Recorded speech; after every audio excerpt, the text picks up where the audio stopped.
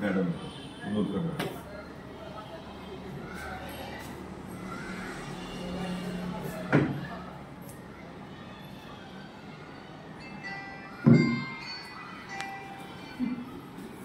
मी बोलतो 2 मिनिटं, मग तुम्ही बोला.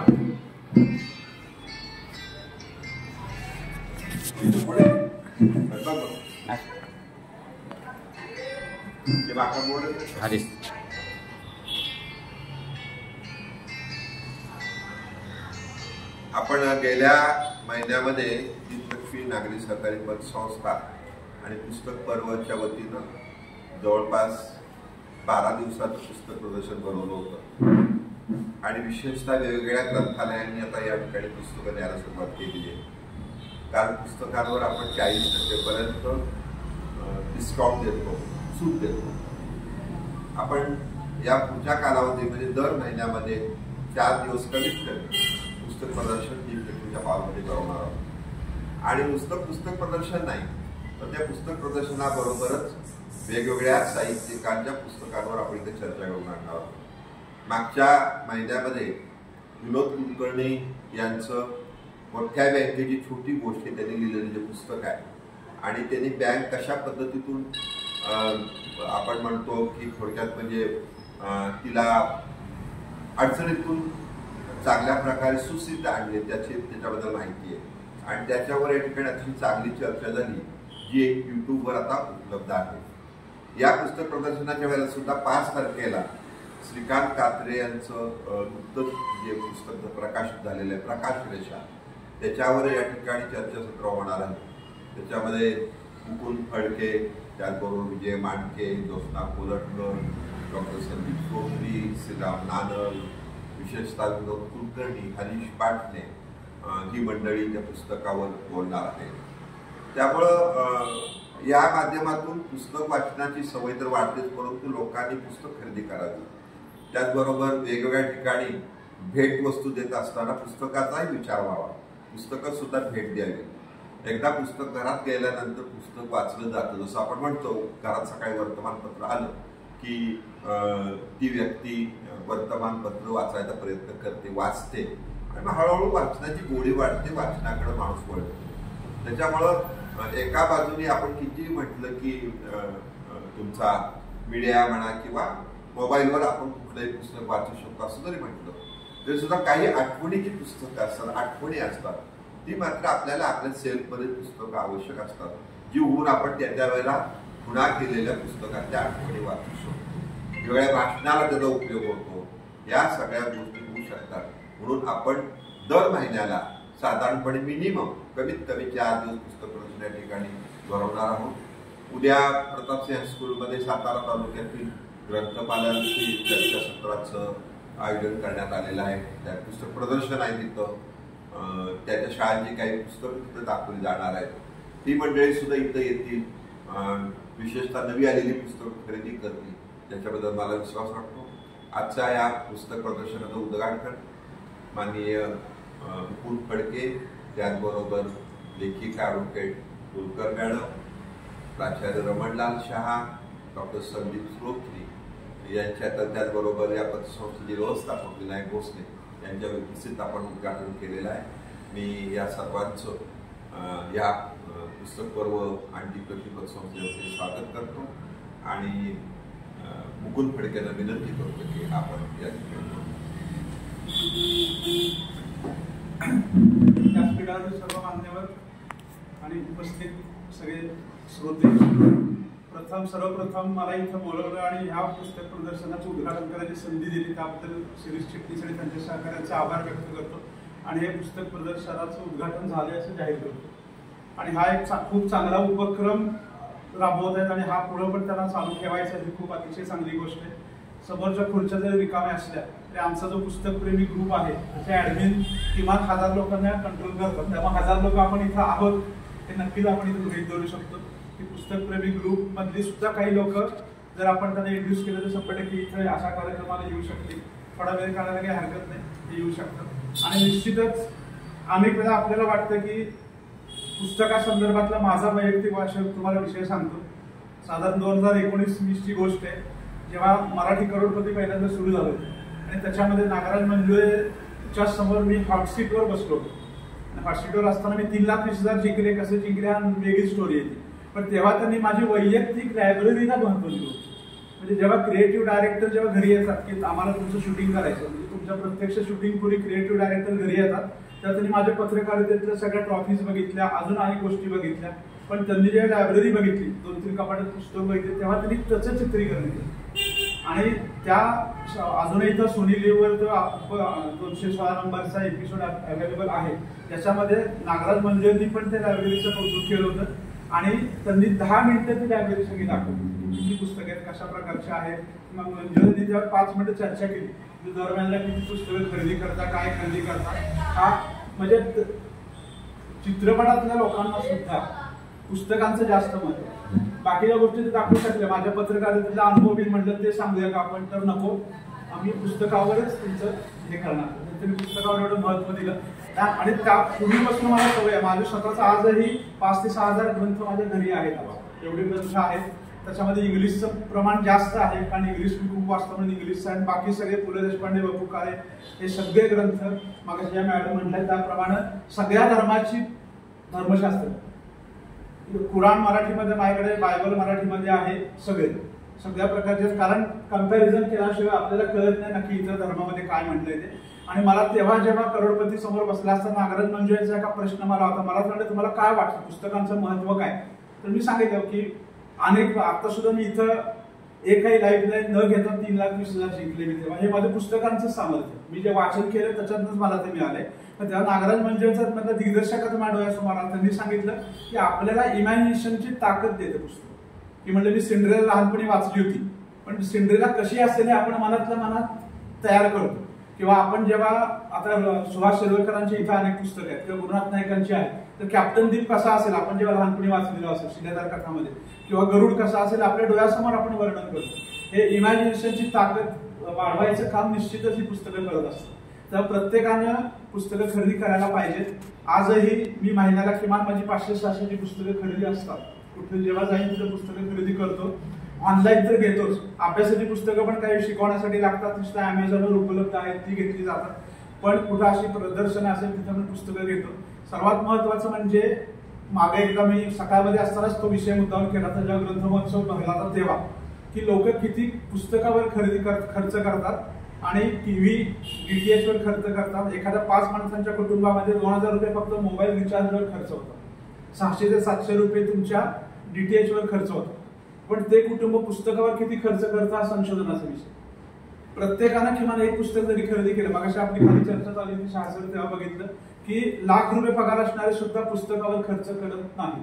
आणि असं पण नाहीये की तुम्ही, अनेक वेळा लोकांचा गैरसमज काय असतो की आम्ही जेव्हा पेपरमध्ये असताना इंटरव्ह्यू घ्यायचो एखाद्याचा, तर इंटरव्ह्यू घेताना त्याला विचार, प्रत्येक जण त्याच्या रेझ्युमीमध्ये आवड काय तर रीडिंग असते, वाचन, आवड काय वाचन. आणि पण वाचन असलं त्याला जर विचारलं अरे काय वाचतोस तू, तर मृत्युंजय आणि स्वामी ही फेमस पुस्तकं फक्त सांगायची. मी मृत्युंजय म्हणलं मी सांग बरं मृत्युंजय कोणाला तर सांगता आलेलं नाही अनेकांना. फक्त हे काय फेमस डोळ्यासमोर आपल्या नावासाठी फक्त आपण सांगतो. आणि मग नंतर सुद्धा मी एक असाच लेख लिहिला होता की काही गरज नाही की तुम्ही वैचारिकच पहिल्यांदा वाचायला पाहिजे. आवड जर निर्माण व्हायची असेल, माझी आवड निर्माण केली गुरुनाथ नाईक, सुभाष शिरवळकर, सुभाष देसाई जे सातारचे सगळे लेखक होते. गुरुनाथ नाईक गोव्याचा, पण सुभाष देसाई आणि सुभाष शिरवळकर आपले सातारचे. त्यांनी ज्या पद्धतीने लिहायला सुरुवात केली तेव्हा त्यांच्या पद्धतीने तुम्हाला आमची स्वतःची लायब्ररी होती. म्हणजे अनेकांना माहित नाही की साताऱ्यात तेव्हा पहिली लायब्ररी लिबर्टी लायब्ररी म्हणून, आता जे राजवाडा बस स्थानकाच्या शेजारी रसपान गृह आहे तिथं ती लिबर्टी लायब्ररी वडील तेव्हा ती लायब्ररी चालवायची. आणि लायब्ररी असताना खूप कमी यायची. जेव्हा लायब्ररी बंद केली तेव्हा अनेकांनी पुस्तकं लिहिली. तेव्हा गुरुनाथ नाईक पासून दिवाळी अंक, तेव्हा दिवाळी अंकाचे कशा प्रकारे खरेदी केले जातात, ते वाचकांपर्यंत कसे पोहोचवले जातात, त्या सगळी तेव्हापासून आम्ही लहानपणी असल्यापासून ते बघतोय. ही पुस्तकं दीर्घकाळ घरात होती आणि त्या निमित्तानं आम्हाला खूप वाचनाची सांगायला तिघांना नाही, आम्हाला तिघाही भावांना आवड आहे, वडिलांना आवड होतीच. पण एक नक्की आहे की जो ज्याला लेखक पाहिजे त्याला चांगला वाचक पर्यंत वागलं, हे सर्वात महत्त्वाचं. तुम्ही जर तुम्हाला आजही लिखाण करत असताना म्हणा, बोलताना म्हणा, पु ल देशपांडेंचं वाचलेलं एखादं विधान असेल, जसं कालच्या कात्र्यांच्या कार्यक्रमामध्ये त्यांनी ते behind every successful woman man there is a woman हे जे सांगितलं होतं, हे आपण पूर्ण जे आहे ते आपल्याला तेव्हाच कळतं की जेव्हा एखादी गोष्ट आपण वाचतो. त्यामुळे ह्या पद्धतीनं जर आपण वाचन रोज थोडं, आजही मी किमान माझी रोज 50-60 पानं रोज वाचली जातात. नवीन पुस्तक नसेल एखादं जुनं काढायचं. आता मी मगाशी उल्लेख केला होता की महेश पठार आणि सचिनची आत्मचरित्र सध्या वाचतोय, डॅमिट आणि हाच माझा मार्ग.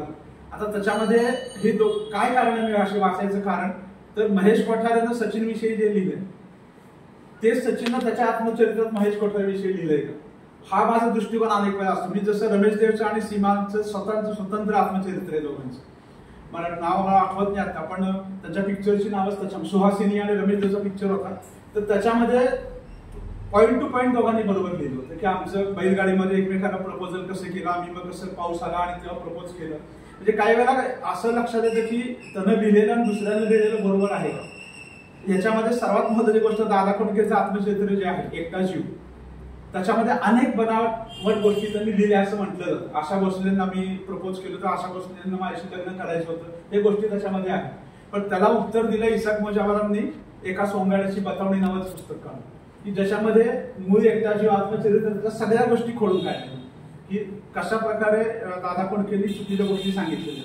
म्हणजे ह्या पण गोष्टी असतात की एक पुस्तकाची एक बाजू वाचून आपल्याला अनेक वेळा काही कळत नाही, आपल्याला दुसरी बाजू पण वाचायला लागते. अशी अनेक पुस्तकं मी घेतलेली की त्याची दुसरी बाजू काय असू शकेल, तर आपल्याला त्या विषयाच्या खोलापर्यंत पोहोचता येतं.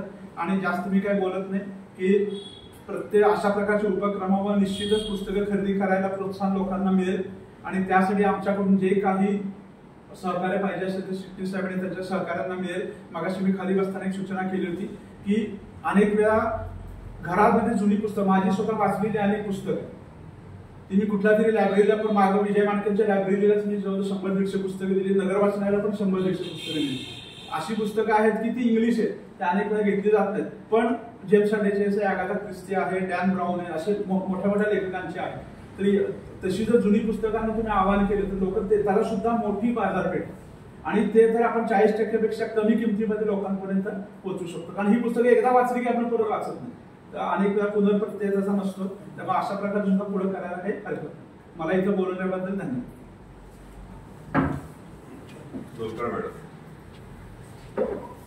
व्यासपीठावरील मान्यवर, आज या पुस्तकाच्या प्रदर्शनाच्या उद्घाटनासाठी आम्ही इथं जमलेलो आहोत आणि मागच्या महिन्यापासून हा जो उपक्रम सुरू झालेला आहे हा अतिशय आनंददायक. वैयक्तिकरित्या माझ्यासाठी असं आहे की पुण्यात गेले की माझा निम्मा दिवस पुस्तकांच्या दुकानात जातो, त्यातला थोडा वेळा त्याच्या पुढे वाचेल असं मला वाटतं. आम्ही एक बुक क्लब म्हणून चालवतो, त्याच्यातही बऱ्याच जणांना पुस्तकांची गरज असते, तीही भागेल. आणि मुख्य म्हणजे पुण्यात एक कल्चर आहे पुस्तकांच्या विषयी चर्चा किंवा त्याच्यावरती बोलतात आणि बरेच कार्यक्रम होत असतात. तसं साताऱ्यात नव्हतं. तो एक जो लॅक्युना होता तो भरून निघेल आणि याच्यासाठी आधारस्तंभ म्हणजे शिरीष चिटणीस यांनी पुढाकार घेतलेला आहे आणि त्यांचे जे सगळे सहकारी आहेत डॉक्टर संदीप श्रोत्री सारखे किंवा दीपलक्ष्मी संस्था वगैरे, तर त्यांचा खूप मोठा हातभार लागलेला आहे. आणि ही चळवळ वाचनाची जी आहे ती पुढे न्यायला हवी, कारण ह्याच्यात अनेक गोष्टी आहेत. आता आपण ऑनलाईन किंवा मोबाईलवर आणि ह्याच्यावर बघत असतो, त्याच्यात ऑथेंटिसिटी बऱ्याच वेळेला कमी असते. आपले जे काय वाटेल ती मतं असतात ती असतात किंवा दुसऱ्याचा कॉपीराईटचा भंग करून पाठवलेलं साहित्य खूप असतं, अशा बऱ्याच गोष्टी असतात. मुख्यतः आमच्या वकिली भाषेत म्हणायचं तर ते वाचताना माइंड अप्लाय होत नाही. पुस्तक हातात घेऊन जेव्हा आपण हार्ड कॉपी वाचतो तर तो अनुभव एक वेगळाच असतो. गुलजारांची एक कविता आहे किताबे म्हणून, तर त्याच्यात ते म्हणतात की पुस्तकाचं पान जेव्हा आपण उलटतो तर ते असं लहानपणापासून सवय असती, तो सफा पलटणे का जायका होत आहे, चव येते ती पुस्तकाची एक, ती फार महत्वाची आहे. दुसरी गोष्ट अशी असते की आपण ते पुस्तक कधी गुडघ्यावर घेऊन लोळत वाचतो, कधी पुढं ठेवतो आणि मग गुडघ्यावर ओढवून वाचतो. अनेक गोष्टी आहेत आणि पुस्तकांनी अशाही गोष्टी केल्या आहेत की त्याच्यात काही प्रेमाच्या ज्या काही घटना असतील त्याच्यातले ती सुकलेली फुलं ठेवलेली असतात, आठवणी असतात. पुस्तकांना धक्का लागून ती पडली म्हणून कुठे प्रेम कहाण्या सुरू होतात. अशा अनेक नॉस्टॅल्जिक गोष्टी सुद्धा पुस्तकांची रिलेटेड आहे. अतिशय सुंदर कविता आहे की आता कशी पुस्तकांची अवस्था झाली आहे की ती अलमारीतून अगदी दिनवणेपणाने सगळ्यांच्याकडे बघत असतात की आम्हाला कुणीतरी घ्या आणि वाचा. तर हे सगळं लक्षात घेता पुस्तकांची चळवळ पुढे न्यायला पाहिजे. अतिशय चांगली पुस्तकं येत असतात आणि सगळेच जण ते सगळी वाचू शकत नाहीत, एकमेकांच्या चर्चेतून वगैरेच ती समजू शकतात आणि त्यासाठीचा हा अतिशय सुंदर उपक्रम आहे. त्यासाठी विशेषतः तुमचे धन्यवाद.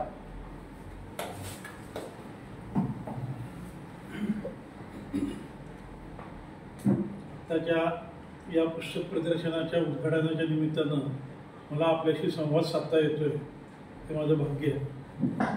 पुस्तक प्रदर्शन हा एक मोठा आमचा वीक पॉईंट असतो.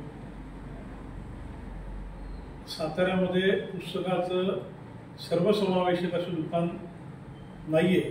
मोठी गॅलरी करायचं, पुस्तकांची एक मोठी गॅलरी करावी असं मला नेहमी वाटतं की जिथं पुस्तकं ठेवलेली असावीत, विक्रीस उपलब्ध, वाचायला उपलब्ध, त्याचवेळी शेजारी एखादा कॉफीचा कप असावा. हे जे स्वप्न आमचं आहे ते बऱ्यापैकी आपण या दीपलक्ष्मी पतसंस्थेच्या या सभागृहामध्ये शिरीष चिटणीसांच्या पुढाकारानं कधीतरी आपण साकार करू शकू. आणि त्यातला महत्त्वाचा टप्पा म्हणजे मागच्या वेळेपासून सुरू झालेले प्रदर्शन. या प्रदर्शनाच्या निमित्तानं मला मुद्दामून सर्वांना असं आवाहन करत आहे, विशेषतः आपल्या बुक क्लबचे सभासद आहेत किंवा आम्ही पुस्तकप्रेमीचे सभासद आहेत, त्यातले बऱ्याच जणांच्याकडे स्वतः लिहिलेली पुस्तकं आहेत, तर ती त्यांनी आपण इथं विक्रीसाठी आणून उपलब्ध करावी. आपण आपली पुस्तकं ठेवताना दुसऱ्याची पुस्तकं चाळावीत. आपली पुस्तकं विक्री जातात तशी दुसऱ्याची पुस्तकं आपण विकत घ्यावीत. त्याच्यावर एखादं दर आठवड्याला एखादं असं चर्चासत्र इथं भरवावं.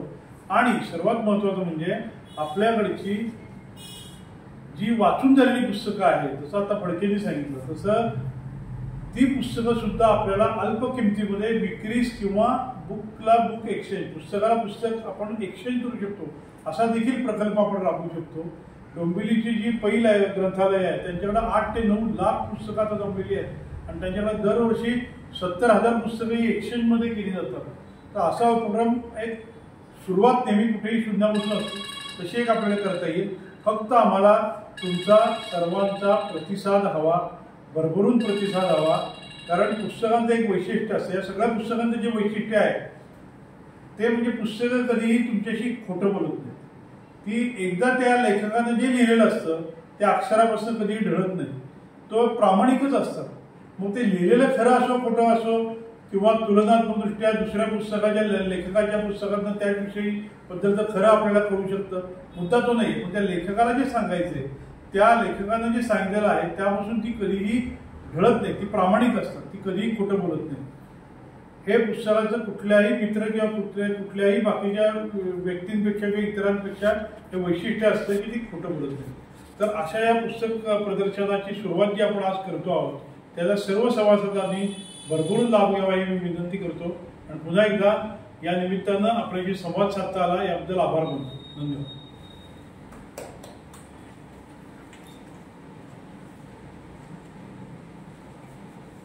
आजचा जो उपक्रम आहे, परवा 2 दिवसापूर्वीच्या लोकसभेत बातमी आली होती की महाराष्ट्रातल्या 36 जिल्ह्यांपैकी 20 जिल्ह्यात पुस्तकाचं दुकानच नाही.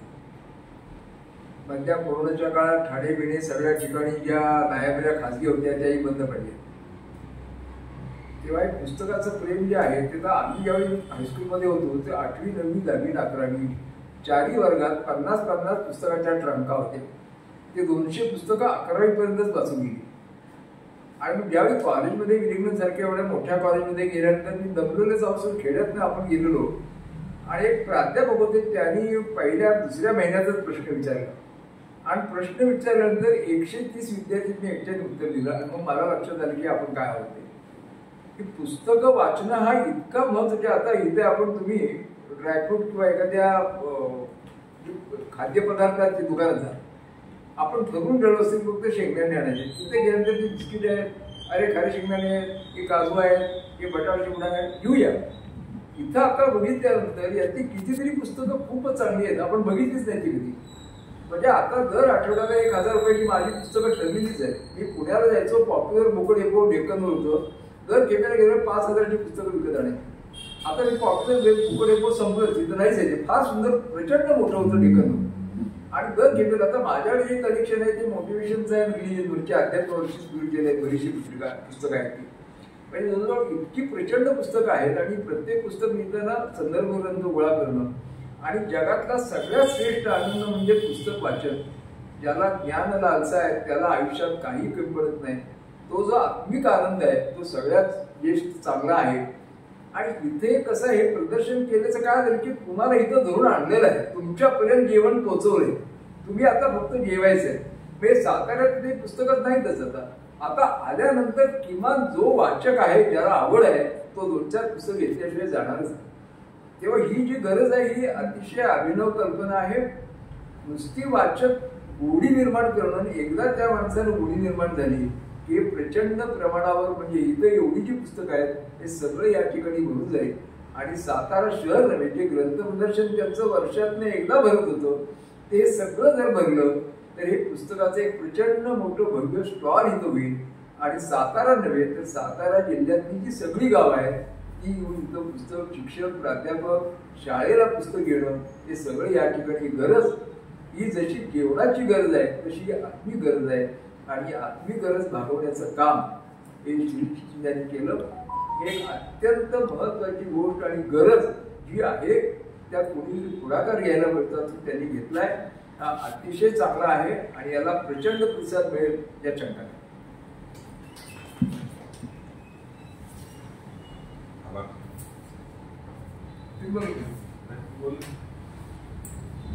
या ठिकाणी दीपलक्ष्मी पतसंस्थेने आयोजित केलेल्या पुस्तक प्रदर्शनाच्या उद्घाटनासाठी उपस्थित Mukund Phadke, Shah sir, doctor Sotani, Nandkar madam या सर्वांचे मी संस्थेच्या वतीने आभार मानतो. आणि संस्थेचे संस्थापक श्री चिटणीस हे कायम हा योग घडवून आणत असतात, त्यांचेही या ठिकाणी विशेषतः आभार.